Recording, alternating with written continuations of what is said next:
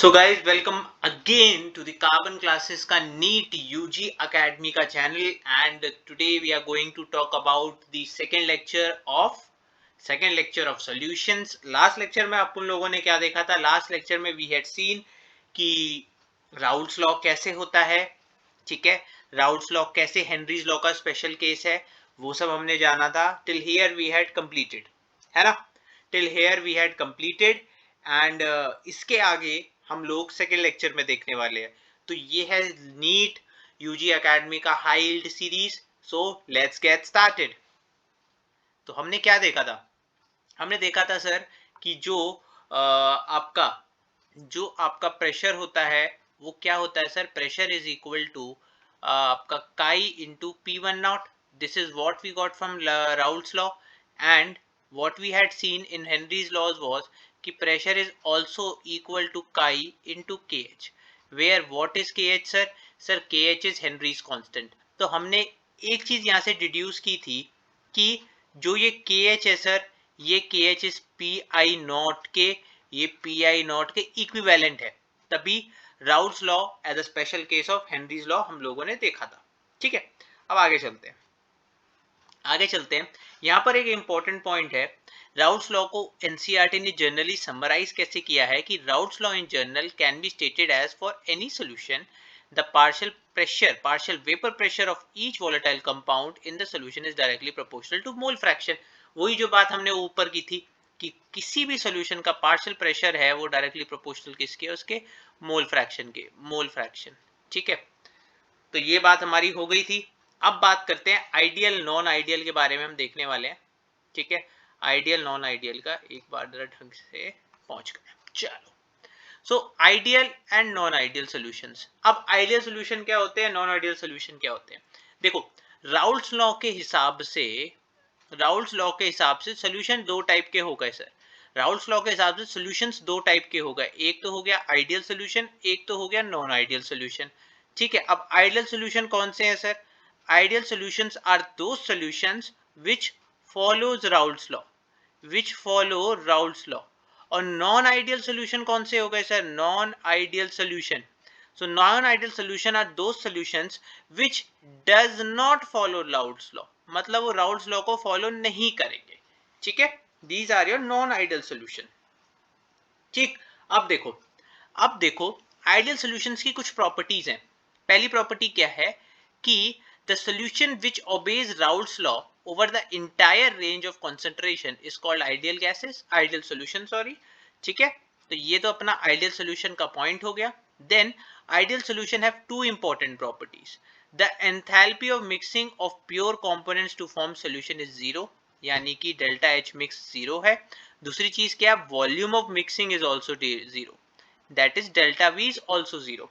अब इसका मतलब क्या है? अब इस चीज का मतलब क्या है कि डेल्टा एच जीरो है सर, डेल्टा वी भी जीरो है। तो डेल्टा एच जीरो कब है सर? डेल्टा एच जीरो तब होता है जब ना तो कोई हीट एब्जॉर्ब्ड है, ना तो कोई हीट इवॉल्व है सिस्टम में। मतलब कि अगर हम एनर्जी वाला ग्राफ देखें, ये एनर्जी वाला ग्रेडियंट देखा होगा आपने कि ये सर एक्सोथर्मिक है, यहाँ पर एनर्जी होती है ना, यहाँ पर रिएक्टेंट का प्रोसेस होता है, total process of the reaction है, ठीक है, प्रोग्रेस ऑफ द रिएक्शन है। तो यहाँ पर क्या है सर? ये रिएक्टेंट की एनर्जी रहती है, ये प्रोडक्ट की एनर्जी रहती है सर, ये प्रोडक्ट की एनर्जी है, ये रिएक्टेंट की एनर्जी है। तो एक्सोथर्मिक के लिए सर यहाँ पर डेल्टा एच की वैल्यू क्या आती है? अगर रिएक्शन एक्सोथर्मिक है तो डेल्टा एच के लिए नेगेटिव वैल्यू आएगी। लेकिन आइडियल सॉल्यूशंस में क्या होता है सर? आइडियल सॉल्यूशंस में क्या केस है? आइडियल सॉल्यूशंस में हम जो केस देखते हैं कि रिएक्टेंट्स और जो प्रोडक्ट बन रहा है उसके बीच में सर कोई एज अ इंटरेक्शन ही नहीं है। मतलब अगर हम ग्राफ चेक करें एनर्जी वर्सेस आपकी प्रोग्रेस ऑफ रिएक्शन का, तो ग्राफ यहाँ शुरू हो रहा है और यही पॉइंट पे खत्म हो रहा है, यानी कि डेल्टा एच रिएक्शन का जीरो है, कोई रिएक्शन में एनर्जी इवॉल्व हो ही नहीं रही, यानी कि प्रोडक्ट और रिएक्टेंट की एनर्जी सेम है ना, तभी तो no heat absorb no heat evolve है। अब बात करते हैं डेल्टा वी की। डेल्टा वी जीरो क्यों है? Why is delta V zero? So delta V is zero क्योंकि सर मॉलिक्यूल्स में पहली बात कोई इंटरैक्शन नहीं है, मॉलिक्यूल्स में पहली बात कोई इंटरैक्शन नहीं है, और जब कोई इंटरैक्शन नहीं होगा तो सर वॉल्यूम कैसे चेंज होगी? मतलब कि बात समझो ऐसे कि अगर मेरे दो मॉलिक्यूल्स के बीच में इंटरैक्शन है, if I have got interaction between two molecules, तो क्या करेंगे वो दोनों मॉलिक्यूल्स पास आना चाहेंगे, वो दोनों मॉलिक्यूल्स अट्रैक्ट होना चाहेंगे। ठीक है, अब अट्रैक्ट होना चाहेंगे तो क्या होगी सर? वॉल्यूम कम होगी। ठीक है, वॉल्यूम कम होगी मतलब पैकिंग अच्छी होगी। लेकिन अगर वो ही दोनों मॉलिक्यूल्स एक दूसरे को रिपेल करेंगे तो वो एक सॉल्यूशन में सबसे दूर रहना चाहेंगे। क्या रहना चाहेंगे? सबसे दूर रहना चाहेंगे। और अगर दूर रहना चाहेंगे तो रिपल्शन होगा, रिपल्शन होगा तो मतलब वॉल्यूम इंक्रीज होगा। लेकिन यहाँ पर मॉलिक्यूल्स के बीच में कोई इंटरैक्शन एग्जिस्ट ही नहीं कर रहा। मॉलिक्यूल्स ना तो अट्रैक्ट कर रहे हैं ना रिपेल कर रहे हैं, जैसे रखे हैं वैसे ही पड़े हैं। तो क्या उनकी सोल्यूशन में कुछ चेंजेस होंगे? सर नहीं होंगे। ठीक है, क्या सोल्यूशन में कोई चेंजेस होंगे? सर नहीं होते। तभी तो चेंज इन वॉल्यूम जीरो है ना? चेंज इन वॉल्यूम जीरो है। ये सेम चीज इस एग्जांपल से समझ सकते हो कि एक क्लास में दो बच्चे बैठे हैं। ठीक है, या तो दोनों में बहुत अच्छी दोस्ती है, दोनों में बहुत अच्छी मित्रता है, घनिष्ठ मित्रता है, they are very close friends, so they would sit together. But if they are like enemies, they would sit at one corner. ठीक है, तो अगर दो दोस्त हैं तो उनको छोटी सी जगह में रखा जा सकता है, दे विल इजीली एडजस्ट। लेकिन दो एनिमीज है जो एक दूसरे की शक्ल तक नहीं देखना चाहते, आपको उनको बहुत दूर करके रखना पड़ेगा। और अगर आप दो ऐसे लोग ले लो जो एक दूसरे को जानते ही नहीं है, तो वो वहीं के वहीं बैठे रहेंगे सर, उनको पता ही नहीं है बगल वाले में कौन है। जैसे रेलवे में होता है, बाजू में कौन बैठ जाए किसी को क्या मतलब। ठीक है, तो यही चीज हो रही है आपके नॉन आइडियल सोल्यूशन में कि डेल्टा एच मिक्स जीरो है, डेल्टा वी मिक्स जीरो है। ठीक है, अब देखो यही चीज उन्होंने इस पॉइंट से समझाई है कि ए एंड बी इंटरैक्शन, ठीक है, attractive interactions will be same as A B B. मतलब अगर जो नया कंपाउंड ए बी बनेगा उसकी इंटरैक्शन सेम होगी as A interaction and as B B interaction. Got it guys? ठीक है, ये सब वही लिखा है। इंपॉर्टेंट चीज है यहाँ के एग्जाम्पल्स, इंपॉर्टेंट चीज है यहाँ के एग्जाम्पल्स। तो solution of n hexane and n heptane. ठीक है, एग्जाम्पल्स वेरी इंपॉर्टेंट यार, सारे के एग्जाम्पल आइडियल नॉन आइडियल के एग्जाम्पल्स आएंगे ही आएंगे। नीट में अगर एक क्वेश्चन बन सकता है इस चैप्टर में तो या तो यहाँ से बनेगा, एग्जाम्पल से आ सकता है। आइडियल नॉन आइडियल की प्रॉपर्टीज कम पूछते हैं, एग्जाम्पल ज्यादा आती है। सेकेंडली जो क्वेश्चन आता है या तो आपका कॉलिगेटिव प्रॉपर्टीज से आएगा, तो ये इंपॉर्टेंट चीज है। Next is bromoethane and chloroethane. ठीक है, bromoethane, chloroethane, benzene and toluene fall into this category. और इन एग्जांपल्स को याद करना मुश्किल भी नहीं है। आप एक चीज देखो, आप एक चीज चेक करो, sir hexane heptane comparable molecular masses, benzene toluene comparable molecular masses. ठीक है, comparable structure, bromoethane chloroethane comparable structure, मतलब ऐसे मॉलिक्यूल जो आसपास ही टिके हैं, है ना? ऐसे मॉलिक्यूल जो आसपास ही टिके हैं उनका एग्जाम्पल यहाँ पर है।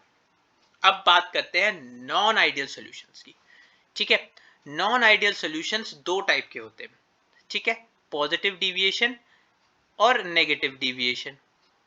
तो वो सॉल्यूशन, देखो नॉन आइडियल सॉल्यूशन का मतलब हो गया those who do not follow Raoult's law. Non ideal का मतलब क्या हुआ? Those who do not follow Raoult's law. अब कुछ ऐसे सॉल्यूशंस हैं जो पॉजिटिव डिविएशन शो करेंगे, मतलब they show higher deviation than exactly Raoult's law का जो ग्राफ है उससे ज्यादा डिविएशन शो करते हैं। ठीक है, और नेगेटिव डिविएशन कुछ चीजें शो करेंगी, so they show lower than predicted values given in Raoult's law. ठीक है, तो एक तो हो गया पॉजिटिव डिविएशन सर, और एक चीज हो गई नेगेटिव डिविएशन। ठीक है, अब बात करते हैं सर पॉजिटिव डिविएशन की। किसकी? सर पॉजिटिव डिविएशन की। तो 3 पॉइंट्स में हम लोग पॉजिटिव डिविएशन को समराइज करेंगे। पहला पॉइंट कि जो ए बी इंटरैक्शन है वो वीकर है देन दोज ऑफ ए और बी बी। मतलब जो ए बी इंटरैक्शन है वो क्या है सर? वो वीकर है। वीकर है किससे? सर ए और बी बी इंटरैक्शन से, A and B B interaction. ठीक है, in this case the intermolecular attractive forces between the solute solvent molecules are weaker than those of solute solvent। ठीक है, ये बात वही है। ए बी क्या है? ए को सोल्यूट मान लिया, बी को सॉल्वेंट मान लिया, तो नई जो इंटरेक्शंस बन रही है जो सोल्यूट और सॉल्वेंट के बीच में, वो वीकर है as compare to solute solute की इंटरेक्शन और सॉल्वेंट सॉल्वेंट की इंटरेक्शंस। ठीक है, इसका मतलब क्या हुआ कि ए और B will be easier to escape than pure state. ठीक है, easier to escape than in pure state. This will increase the vapor pressure. This will increase the vapor pressure and result in positive deviation. Result in positive deviation. अब देखो इस चीज का मतलब क्या है। इस चीज का मतलब क्या है कि यहां पर जो ए बी इंटरैक्शन है वो वीकर है। ए बी इंटरैक्शन वीकर है किससे? ए और बी से। तो जो नया मॉलिक्यूल मिलेगा सोल्यूट सॉल्वेंट को मिलाने में, उसमें ए बी नाम का मॉलिक्यूल मिलेगा। अब ए बी नाम का मॉलिक्यूल है, इनके बीच में इंटरैक्शन वीक है, ए और बीच का बॉन्ड वीक है, तो क्या ये इजिली इवेपोरेट कर जाएगा? मतलब क्या ये वॉलेटाइल रहेगा सोल्यूशन में? सर रहेगा, बिल्कुल रहेगा। अगर वॉलेटाइल रहेगा तो इसको हम क्या बोल सकते हैं? सर वॉलेटाइल रहेगा तो इसका सोल्यूशन का मतलब ये पार्शियल प्रेशर इंक्रीज करेगा। ठीक है, it will increase the partial pressure. ठीक, अब दो चीजें यहां पर, एक पॉइंट तो ये हो गया सर। दूसरा पॉइंट है जो डेल्टा एच मिक्स है। जो डेल्टा एच मिक्स है वो क्या रहता है sir? Less than zero, sorry greater than zero positive deviation के लिए। ठीक है, और डेल्टा वी मिक्स क्या रहेगा सर? Greater than zero. ठीक है, अब delta V mix greater than zero क्यों रहेगा सर? एक बात वो देख लो, क्यों? क्योंकि रिलेशन क्या है? इन दोनों के बीच में रिपल्शन है। इन दोनों मॉलिक्यूल का मिलना ही नेचर को गवारा नहीं है। तो नेचर क्या करेगा सर? आप ए को 2 कदम दूर रख दो, बी को 10 कदम दूर रख दो, तो दूरियां बढ़ाएगा, है ना? तो दूरियां बढ़ाएगा, तो दूरियां बढ़ाने से क्या है? वॉल्यूम बढ़ जाएगा। ठीक है, वॉल्यूम बढ़ जाएगा। Delta H mix greater than zero है। Delta H mix greater than zero क्यों है? क्योंकि एनर्जी ज्यादा लगानी पड़ेगी इन दोनों को करीब लाने के लिए, एनर्जी ज्यादा लगानी पड़ेगी। तो क्या होगा? प्रोडक्ट की एनर्जी ज्यादा नहीं होगी। क्यों? प्रोडक्ट की एनर्जी ज्यादा नहीं होगी, ज्यादा एनर्जी देनी पड़ेगी प्रोडक्ट फॉर्म करने के लिए। तो कुछ ग्राफ क्या ऐसा नहीं रहेगा? दूरियों को कम करने के लिए कुछ ज्यादा एनर्जी नहीं देनी पड़ेगी कि हाँ यार तू 50 रुपए ले ले, तू 100 रुपए ले ले, बस बैठ जाओ साथ में। ठीक है, वहीं तुम्हें दोस्तों को पैसे थोड़ा ना देने पड़ेंगे कि आ तू मेरे साथ बैठ। तो दूरियां कम करने के लिए एनर्जी ज्यादा लगेगी। ठीक है, बात समझ रहे हो? चलो, तो यहां पर delta H mix greater than zero है। इतनी बात यहां पर एक्सप्लेन हो जाती है हमारे। ग्राफ देख लेते हैं, प्यारा सा ग्राफ है। ठीक है, ये जो ग्रीन लाइन वाला ग्राफ है सर, ग्रीन लाइन वाला राउल्स लॉ का आइडियल केस का ग्राफ है। ठीक है, जहां पर हम mole fraction of vapour pressure में हमने एक्स वाई कोऑर्डिनेट डिपेंड करके बना दिया। अब वेपर प्रेशर देखो, पॉजिटिव डिविएशन में सर क्या हो रहा है? वेपर प्रेशर इंक्रीज हो रहा है। ठीक है, और वही चीज एक ग्राफ बता रही है कि देखो आइडियल तो स्ट्रेट लाइन थी, आइडियल तो स्ट्रेट लाइन थी, लेकिन वेपर प्रेशर क्या हो रहा है? इंक्रीज हो रहा है। वेपर प्रेशर क्या हो रहा है? ग्राफ का इंक्रीज हो रहा है। बात समझ में आ रही है ना? आइडियल तो अपन लोगों की स्ट्रेट लाइन थी सर, स्ट्रेट लाइन ग्राफ मिल रहा है आइडियल में, लेकिन जब दोनों में दरारें हैं तो दोनों भागना चाहेंगे, तो भागना चाहेंगे तो क्या करेंगे? प्रेशर ही तो इंक्रीज करेंगे।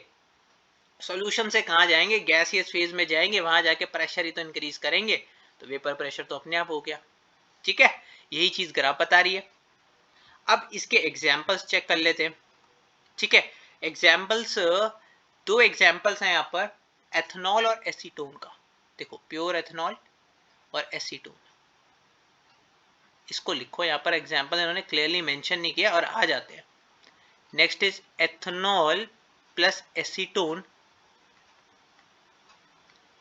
ठीक है, और दूसरा एग्जांपल है तुम्हारा carbon disulphide, carbon disulphide plus plus acetone. ठीक है, कार्बन डाइसल्फाइड और एसीटोन। अभी ऐसी चीज सोच सकते हो कि सर यहाँ पर ये एसीटोन का मॉलिक्यूल, सॉरी एथनॉल का मॉलिक्यूल है, ये ऑक्सीजन पे इलेक्ट्रॉन है। ठीक है, इलेक्ट्रोनेगेटिव है, ऑक्सीजन पे इलेक्ट्रॉन डेंसिटी है, और यहाँ पर ये एसीटोन का मॉलिक्यूल है ना? इन चीजों के बीच में सर रिपल्शन होगी। ये ऑक्सीजन में भी इलेक्ट्रॉन क्लाउड ज्यादा है, ये डेल्टा नेगेटिव है, ये भी डेल्टा नेगेटिव है, इनमें रिपल्शन ज्यादा होगी। ठीक है, रिपल्शन ज्यादा होगी तो दूर रहना चाहेंगे। एज इट इज आप CS2 और एसीटोन में देख सकते हो, कार्बन डाइसल्फाइड ये है CS2, और सल्फर का ये बाहर का इलेक्ट्रॉन क्लाउड है, और ये इलेक्ट्रॉन क्लाउड क्या है, इस एसीटोन के साथ क्या शो कर रहा है, इस एसीटोन के बाहर के ऑक्सीजन के इलेक्ट्रॉन के क्लाउड के साथ रिपल्शन शो कर रहा है, तो ये दूर भागना चाहेंगे, है ना। बात सिंपल थी। ये देखो कार्बन डाइसल्फाइड, ठीक है, 2 एसीटोन, ये दूसरा एग्जाम्पल हो गया। तो ये चीजें तो हमने देख ली। अब नेक्स्ट बात करते हैं नेगेटिव डिविएशन वालों की। अब नेगेटिव डिविएशन वही आसान थी। नेगेटिव डिविएशन में जो नई टाइप की ए बी इंटरैक्शंस है वो क्या है, ए और ए बी से स्ट्रॉन्गर है। मतलब लिखा गया इनमें attractive forces between A and B B are weaker than those between A B. मतलब ए बी इंटरैक्शंस क्या है, are stronger than A interactions and B B interactions, ठीक है। ए इंटरैक्शन और बी बी इंटरैक्शन से A B interaction ज्यादा stronger है। तो इससे क्या होगा, ए बी जो है वो सोल्यूशन में रहना चाहेगा। वो कहेगा भाई मैं क्यों जाऊं भाग के, मेरा दोस्त बैठा है, मेरा यार बैठा है साथ में, मैं क्यों जाऊं इसको छोड़कर, ठीक है। वो भी यारी के गाने लगेगा, शोले चल जाएगी यहाँ अगली। तो ए बी की जो नई मूवी बनेगी उसमें ए बी वेपर प्रेशर कम करेगा, वो कहेगा मैं यहीं रहूंगा, ठीक है, resulting in negative deviation. Graph देख लो वेपर प्रेशर क्या हो रहा है, सर जी वेपर प्रेशर नीचे बैठ रहा है, वेपर प्रेशर इज डिक्रीजिंग। क्यों, क्योंकि सोल्यूशन के जो मॉलिक्यूल्स हैं वो आपस में भाईचारा दोस्ती यारी निभा चुके हैं, या निभाने की कस्में खा चुके हैं, वो नीचे ही रहेंगे, ठीक है। चलो यहाँ पर नेक्स्ट पॉइंट क्या आता है, जो डेल्टा एच मिक्स है और जो डेल्टा वी मिक्स है ना, जो डेल्टा एच मिक्स है, जो वी मिक्स है वो लेस देन 0 है। अब लेस देन 0 क्यों है सर, क्योंकि बच्चा दोनों को मिलाने के लिए, ए बी को मिलाने के लिए कम एनर्जी की जरूरत है। हमें एनर्जी मिलाने के लिए चाहिए ही नहीं, हम कह रहे यार वैसे ही ये कह रहा है, हमने पैसे की डिमांड रखी, उन्होंने कहा भाड़ में जाए पैसा, हमें पैसे की जरूरत नहीं है, हमें ऐसे ही बिठा दो, हम ऐसे ही साथ आ जाएंगे, ठीक है। तो एनर्जी की तो रिक्वायरमेंट वैसे ही कम रहेगी। Delta V mix less than वो क्यों है, लेस देन 0 क्यों है, तो delta V mix less than 0 क्यों है, क्योंकि साथ में ना बॉन्डिंग शो कर रहे हैं, मेरा दोस्त साथ में बैठा है, तो हम एक पर्सनल बॉन्ड है, तो हम कम स्पेस लेंगे, ठीक है। तो जो दो मॉलिक्यूल्स हैं उनके बीच में कोई ना कोई इंटरैक्शन शो हो रही है, for example hydrogen bonding in this case, ठीक है, अभी देखेंगे। तो हाइड्रोजन बॉन्डिंग हो रही है जिसकी वजह से मॉलिक्यूल्स क्लोज आ रहे हैं, तो वॉल्यूम का क्या हो रहा है, volume is decreasing, the molecules are coming close, the volume is decreasing, ठीक है, बात समझ में आई। तो delta V mix is less than 0, delta V mix is also less than 0, volume decrease हो रही है, ठीक है। अब एग्जाम्पल देखते हैं, एग्जाम्पल यहाँ पर है, दो एग्जाम्पल है, फिनॉल और एनिलीन। यहाँ देखो ध्यान से, यहाँ पर कहीं होगा फिनॉलिक और एनिलीन, ठीक है, फिनॉल प्लस एनिलीन, ठीक है। दूसरा एग्जाम्पल है आपका क्लोरोफॉर्म और एसीटोन, दिखा भी रखा है, देखो delta positive carbon, delta negative oxygen, delta positive hydrogen, ठीक है। अब देखो हाइड्रोजन डेल्टा पॉजिटिव कैसे रहा सर, एक कार्बन से ये तीनों क्लोरीन इलेक्ट्रॉन खींच रहे हैं, ठीक है। तो कार्बन में एक नेट इलेक्ट्रोपॉजिटिव चार्ज हुआ, ठीक है, कार्बन में एक नेट इलेक्ट्रोपॉजिटिव चार्ज आया, उसने इंटर्न इस हाइड्रोजन से खींचा, तो इस हाइड्रोजन में डेल्टा पॉजिटिव चार्ज डेवलप हो गया। यहाँ पर क्या है सर, यहाँ पर एसीटोन है, तो ये हाइड्रोजन और ऑक्सीजन के बीच में क्या शो हो रही है, यहाँ पर एच बॉन्डिंग शो हो रही है। ऐसी हम फिनॉल का केस ले लें, फिनॉल में ये क्या ऑक्सीजन और ये हाइड्रोजन, ये डेल्टा नेगेटिव, ये डेल्टा पॉजिटिव, ठीक है।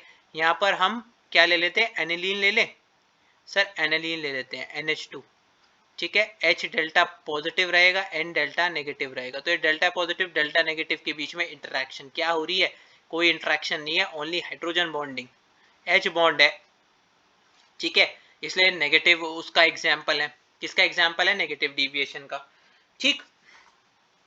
अब नेक्स्ट बात करते हैं अपने बॉइलिंग एजियोट्रॉप्स की, ठीक है। अब एजियोट्रॉप्स क्या है, Sir, azeotrophs are those mixtures, those binary mixtures which have same composition in liquid and vapor phase और एक same temperature पे boil होते हैं, ठीक है. So azeotrophs are those binary mixtures which have same composition in liquid and vapor phase and boil at a constant temperature. एक ही temperature पे boil हो रहे हैं.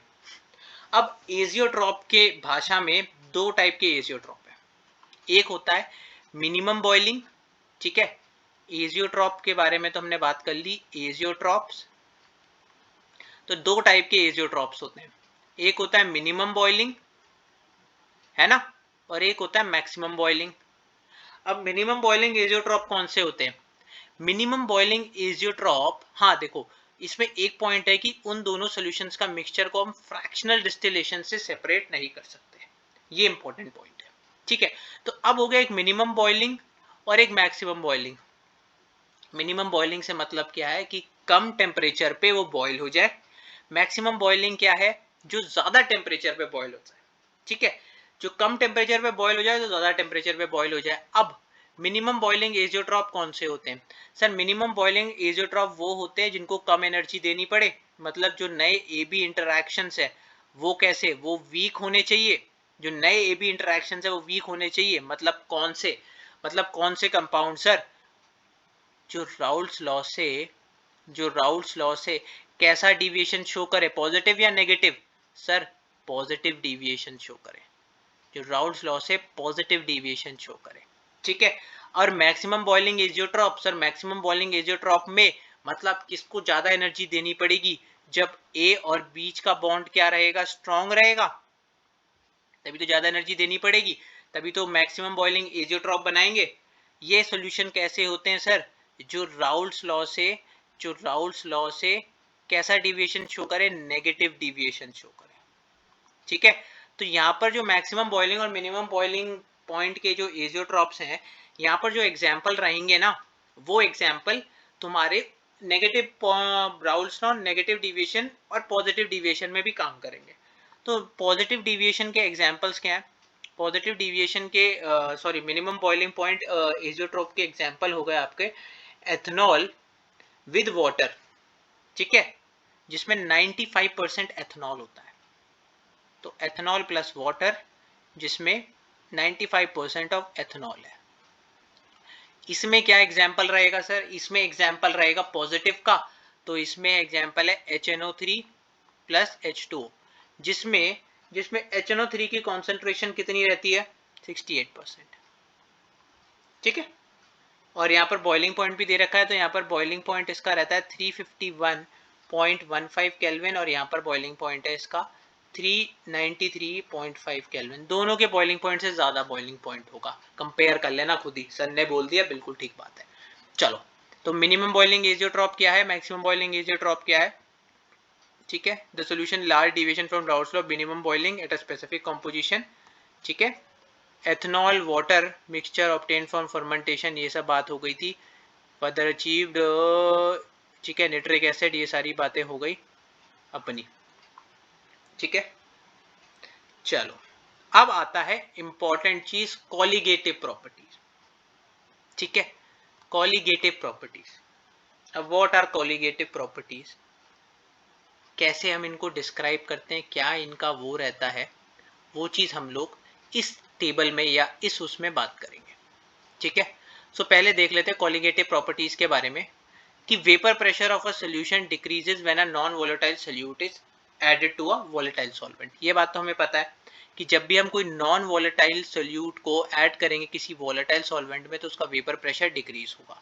अब there are many properties of this solution which are connected with this decrease in vapour pressure. मतलब जब हम एक नॉन वोलेटाइल सोल्यूट को एक वोलेटाइल सॉल्वेंट में ऐड करेंगे, ठीक है, वोलेटाइल सॉल्वेंट में ऐड करेंगे तो उससे क्या होगा सर? उससे डिक्रीज इन वेपर प्रेशर होगा. Decrease in vapour pressure. अब डिक्रीज इन वेपर प्रेशर होने की वजह से वो कहां इफेक्ट डालेगी सर? वो चार जगह इफेक्ट डालेगी. पहली जगह क्या है? Relative lowering of vapour pressure, ये अपनी पहली कॉलिगेटिव प्रॉपर्टी. दूसरी क्या है? एलिवेशन इन बॉइलिंग पॉइंट, ठीक है. डिक्रीज इन फ्रीजिंग पॉइंट, ठीक. और दूसरा क्या है, ऑस्मोटिक ऑस्मोटिक प्रेशर। ठीक है, ऑस्मोटिक प्रेशर। तो ये चार चीजें ना अफेक्ट होंगी अपन लोगों को। चलो ये बातें समझ आ गई, ये चार चीजें अफेक्ट होनी है। अब ये कैसे इफेक्ट होंगी, क्या चेंजेस आएंगे, वो हम लोग यहाँ जानेंगे। ठीक है, सबसे पहले बात करते हैं जो चीज सबको किसी को समझ नहीं आती, वो है relative lowering of vapour pressure. ठीक है, relative lowering of vapour pressure.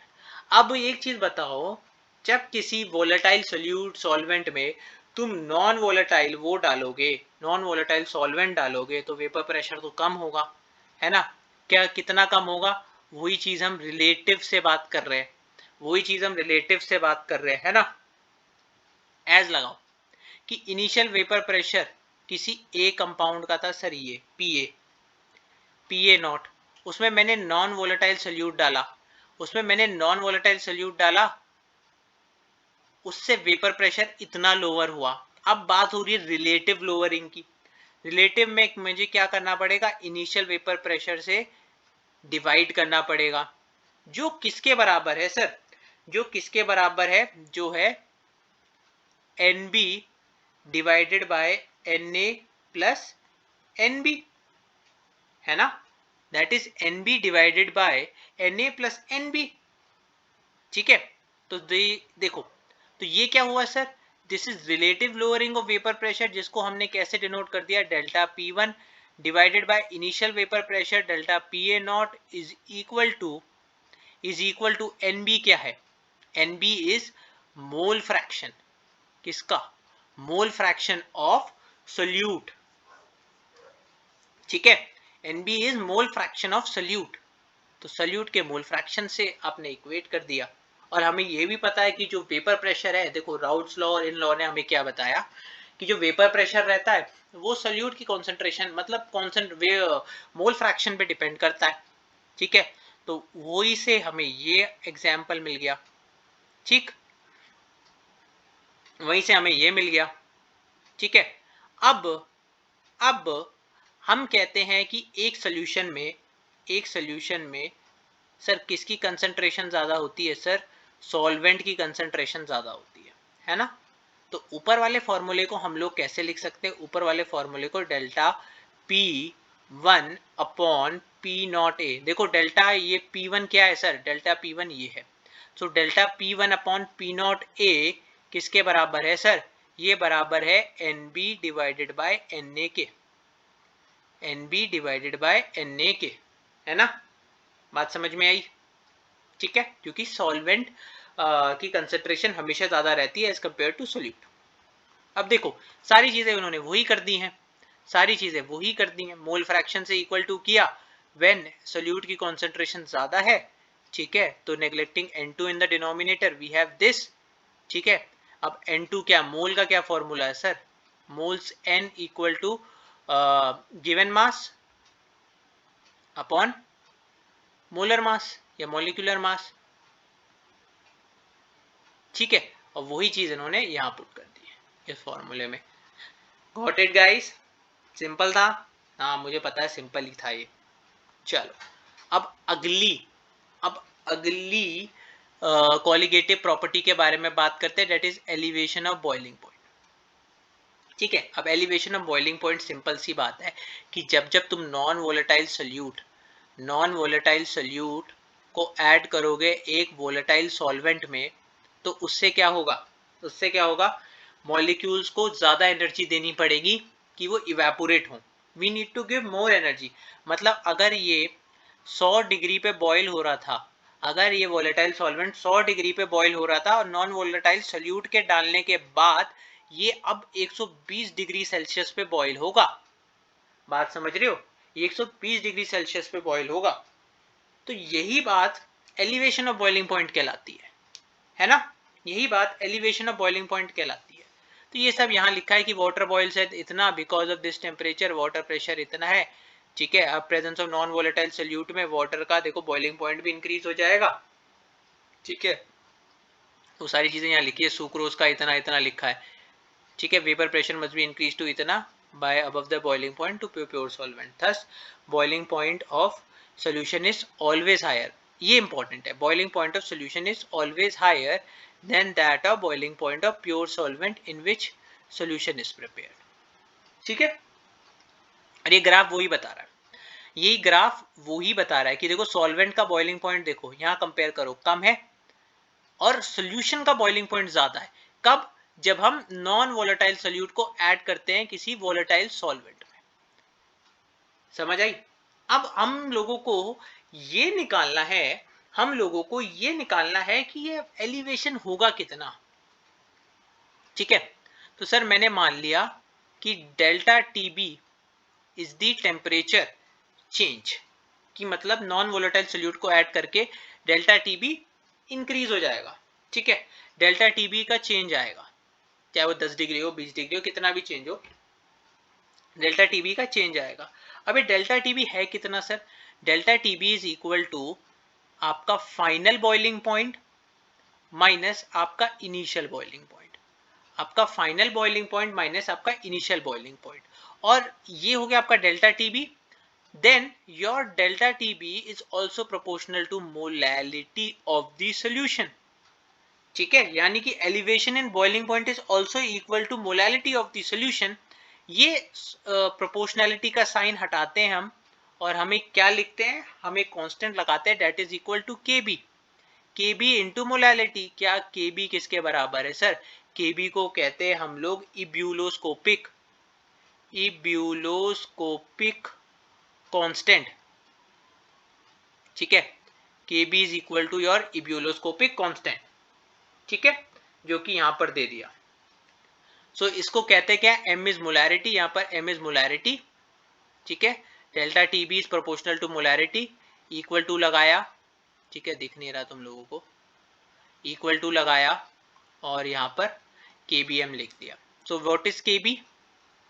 kb is boiling point elevation at boiling point elevation constant और मोलर एलिवेशन कांस्टेंट और इब्यूलोस्कोपिक। ठीक है, अब यहां मोलैरिटी का क्या फॉर्मूला होता है सर? इससे पहले वाले लेक्चर में पढ़ाया था, molality is equal two moles upon volume of solvent in KGs, है ना, volume of solvent in KGs. तो बस वही मोलैलिटी का फॉर्मूला हम लोगों ने यहां पुट किया और जिसकी वजह से हमें डेल्टा टीबी की वैल्यू मिल गई। ठीक है, डेल्टा टीबी की वैल्यू मिल गई और उसके बाद हम एम बी क्या है तुम्हारा? Mass of solute.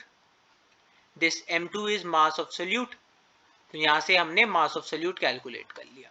ठीक है, ठीक है, सिंपल चीज थी लेकिन इंपॉर्टेंट चीज है। ये मोलैलिटी का फॉर्मूला यहां पुट करके खोल दिया इस इक्वेशन को, छोटी इक्वेशन को बड़ा कर दिया, टेंशन मत लेना। अब सेम चीज है, सेम चीज है डिप्रेशन इन फ्रीजिंग पॉइंट। ठीक है, कि जब भी हम नॉन वोलेटाइल सॉलिड को ऐड करते हैं एक सॉल्वेंट में, इसका वेपर प्रेशर डिक्रीज करता है and it would become equal to the solid solvent at lower temperature, thus freezing point decrease करता है। मतलब बात समझ में आई कि जैसे हम नॉन वोलेटाइल सॉलिड को ऐड करते हैं किसी सॉल्वेंट में, उसका टेम्परेचर डिक्रीज करता है, थस वेपर का जो आपका फ्रीजिंग पॉइंट है वो भी डिक्रीज करेगा। तो फ्रीजिंग पॉइंट कितना डिक्रीज करेगा? ठीक है, फ्रीजिंग पॉइंट कितना डिक्रीज करेगा उसको हम डेल्टा टी एफ से रिप्रेजेंट करते हैं, that is delta T F naught, that is initial freezing point minus final freezing point. ठीक है, फिर एज ऊपर वाली इक्वेशन में delta T F naught is directly proportional to molality, molality का साइन, ये प्रोपोर्शनलिटी का साइन हटाया, इक्वल टू लगाया, दैट इज के एफ। जिस के एफ को क्या कहते हैं हम? Cryoscopic constant. ठीक है, इसको क्या कहते हैं हम? इसको क्या कहते हैं हम? Cryoscopic constant. तो क्रायोस्कोपिक कांस्टेंट। ठीक है, और भी कई नाम है इसके, freezing point depression constant, molal depression constant, cryoscopic constant. ठीक है, क्रायोस्कोपी मतलब ठंडा करना वही होता है। फिर वहां मोलैलिटी का फॉर्मूला डाला, यहाँ पर ये फॉर्मूला लगा के M2 निकाल लिया। बात समझ में आई? जो हम ऊपर कर रहे थे वही नीचे कर रहे हैं। ठीक है, मोलैलिटी का फॉर्मूला पुट करके M2 कैलकुलेट कर रहे हैं। M2 क्या है? Mass of the solute. ठीक है, M2 क्या है? Mass of the solute, mass of solute. ठीक, ठीक है, बेसिक था। अब नेक्स्ट चीज बात करते हैं फाइनल कॉलिगेटिव प्रॉपर्टी की, दैट इज ऑस्मोटिक प्रेशर। ठीक, अब ऑस्मोसिस का फिनोमिना क्या होता है? देखो, ऑस्मोसिस क्या होती है? ये एक चेम्बर है ना, ये एक चेम्बर है और इसके बीच में क्या है? ये सेमी परमिएबल मेम्ब्रेन। ये कैसी मेम्ब्रेन है sir? SPM, semi permeable membrane. ठीक है, जब सॉल्वेंट के मॉलिक्यूल्स इस मेम्ब्रेन से फ्लो कर, ठीक है, जब सॉल्वेंट के molecules, the solvent molecules will flow through the membrane from the pure solvent to the solution, then this process is called osmosis। ठीक है, मतलब बात क्या है? मतलब बात क्या है सर? सेमी परमिएबल मेम्ब्रेन से हमने दो सॉल्यूशन सेपरेट कर रखे हैं। यहां पर क्या है सर? ये पर सॉल्यूशन है, यहां पर सॉल्यूशन है, और तो सॉल्यूशन में दो टाइप के कंपोनेंट्स रहते हैं, आप लोगों को पता है। सॉल्यूशन में दो टाइप के कंपोनेंट्स रहते हैं, वो आपको पता है। एक है तुम्हारा ये सॉल्यूशन है और ये सॉल्वेंट है। ठीक है, ऐसे समझो। अब क्या ऑस्मोसिस कब होगी सर? यहां पर रिलेटिव कंसंट्रेशन, आपका रिलेटिव कंसंट्रेशन किसका कम है sir? Relative concentration of solvent particles is less. तो क्या होगा? तो क्या होगा? यहां पर हाई कंसंट्रेशन है, हाई कंसंट्रेशन है सॉल्वेंट की, क्योंकि कोई कंपटीशन करने के लिए सोल्यूट ही नहीं है, तो कंसंट्रेशन किसकी है? सॉल्वेंट की है। यानी कि देखो यहाँ पर मोल फ्रैक्शन कितना है यहाँ पर सॉल्वेंट का? 1, लेकिन यहाँ पर सपोज कर लो 0.5 है, तो कंसंट्रेशन किसकी कम है सर? इस जगह की सॉल्वेंट की कंसंट्रेशन कम है। तो क्या होगा सर? यहाँ पर एक मूवमेंट होगी सेमी परमिएबल मेम्ब्रेन के थ्रू, यहाँ पर एक मूवमेंट होगी ये सेमी परमिएबल मेम्ब्रेन के थ्रू, जिसको हम क्या कहते हैं? जिसको कहते हैं ऑस्मोसिस। जिसको क्या कहते हैं? जिसको कहते हैं ऑस्मोसिस। ठीक है, जिसको कहते हैं ऑस्मोसिस, और वही ऑस्मोसिस नीचे लिखा है।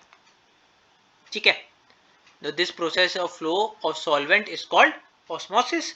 फ्लो कब तक कंटिन्यू करेगा सर? फ्लो तब तक कंटिन्यू करेगा जब तक एक इक्विलिब्रियम का स्टेट एक्वायर नहीं होता।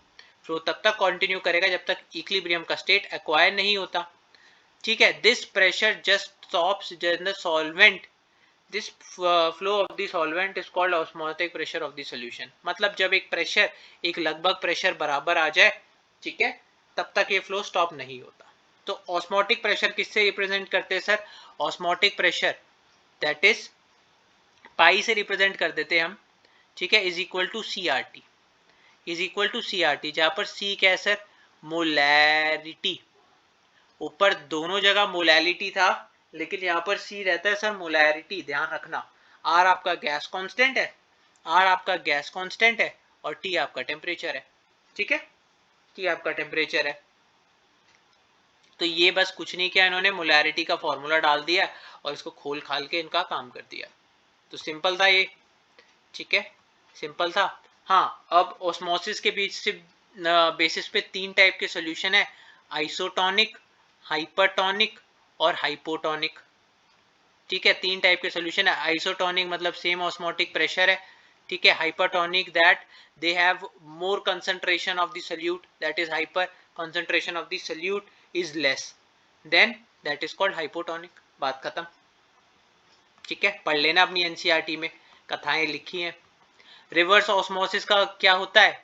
Reverse osmosis and water purification. देखो, अपने अपने ना जो आरओ सिस्टम, यार आरओ, आरओ कैसे भूल गए? आरओ का मतलब ही यार रिवर्स ऑस्मोसिस है। आरओ का मतलब ही रिवर्स ऑस्मोसिस है ना? तो ये मैकेनिज्म अपने सी वाटर या कोई भी वाटर को अच्छा करने के लिए यूज होता है। करते कुछ नहीं है, सी वाटर पे एक ज्यादा प्रेशर लगाया। ठीक है, सी वाटर है यहाँ पर ऐसे है। असल में मूवमेंट ये होनी चाहिए, लेकिन हम उल्टी कराते हैं, हम उल्टी मूवमेंट कराते हैं। कैसे उल्टी मूवमेंट कैसे कराएंगे sir? We apply more pressure, we apply more pressure here, so that water molecules from this semi permeable membrane go here and we get fresh water from this water outlet. बात समझ में आई। यहाँ पर हम piston के through ज्यादा pressure लगा रहे हैं, जिसकी वजह से जो सॉल्वेंट के मॉलिक्यूल्स हैं वो सेमी परमिएबल से होते हुए, सेमी परमिएबल मेम्ब्रेन से होते हुए यहाँ निकलेंगे और वाटर आउटलेट से ज्यादा पानी निकलेगा। ठीक है, बहुत बढ़िया। अब बात करते हैं एबनॉर्मल मॉलिक्यूलर मास की। ठीक है, अब देखो वैंटॉफ ने क्या कहा। वैंटॉफ ने देखो क्या कहा कि हमने बात करी sir elevation in boiling point, depression in freezing point, ये सब की बात करी, कॉलिगेटिव प्रॉपर्टीज की बात करी, लेकिन कॉलिगेटिव प्रॉपर्टीज में हमने मॉलिक्यूल्स के इंटरैक्शन का ध्यान नहीं दिया है। एक बात पे हमने सारी चीजें बात कर ली कि ये मॉलिक्यूल सर ऐसे जा रहा है, ये हो रहा है, यहाँ पर इंटरैक्शन हो रहा है, यहाँ पर डिप्रेशन हो रहा है, लेकिन क्या हमने दो मॉलिक्यूल्स के बीच का इंटरैक्शन देखा? नहीं देखा sir. For example NaCl, NaCl sir दो पार्ट में टूटता है ना। Al2O3 किसी सॉल्यूशन में जाएगा तो कुछ ऐसे मॉलिक्यूल देगा, है ना। ठीक है, ऐसे देगा। KOH कि सोल्यूशन में जाएगा, कुछ ऐसे मॉलिक्यूल्स देगा।